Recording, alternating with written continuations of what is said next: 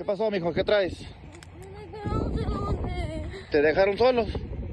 ¿Ok? No me quieren guiar. ¿Viniste solo? ¿Qué tantos años tienes, mijo? 10. 10 años. ¿Y vienes solo? ¿Sí? ¿Y tu papá y tu mamá? No, mi mamá no va hasta Estados Unidos. ¿Están en los Estados Unidos? Absolutely heartbreaking video from Texas DPS officials showing a sobbing 10-year-old from El Salvador telling troopers he was abandoned by smugglers near the southern border. The gut-wrenching scene, just another of the many snapshots of plight of migrant children under the Biden-Harris administration. And here to react is the former National Border Patrol Council President, Brandon Judd. Listen, Brandon, thank you for your time this morning. And I think I speak for millions of people who watch that video, and they have what I like to describe as righteous indignation when you think about watching that scene unfold there. Your thoughts?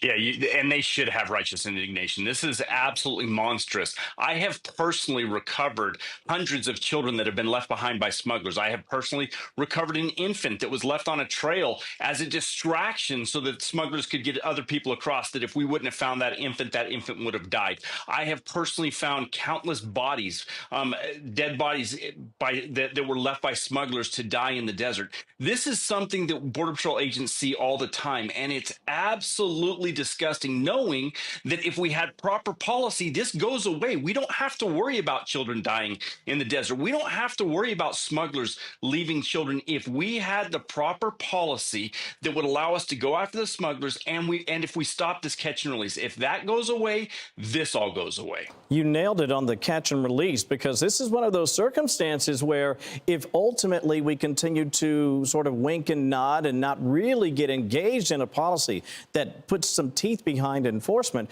this will just continue and continue. Let me share some numbers. This is the number of unaccompanied minor migrant children. Look at this number.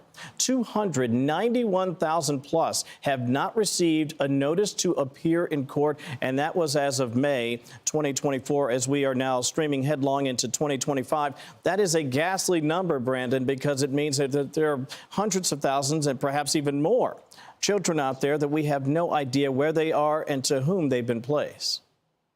Yeah, and that's the magnet that draws so many people across our borders illegally. That's how the cartels are able to go throughout the world and advertise their services. When they tell people that all you have to do is give me thousands of dollars, I'll get you to the United States, and then once you cross the border illegally, you'll be released into the United States. And that's why so many people do it. That's why so many people put themselves in the hands of the smugglers.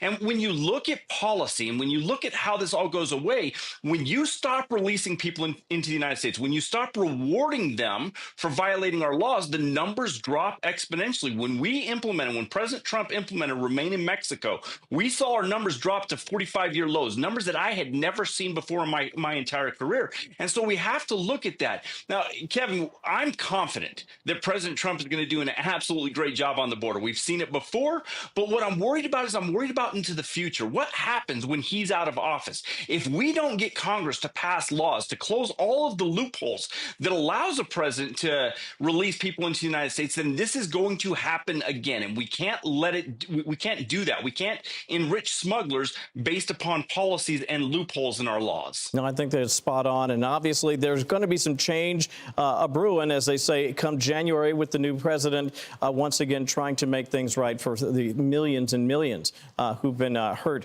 by this ghastly policy along the border. Brandon Judd, thank you so much. I appreciate your time this morning. Good to be with you. Thank you.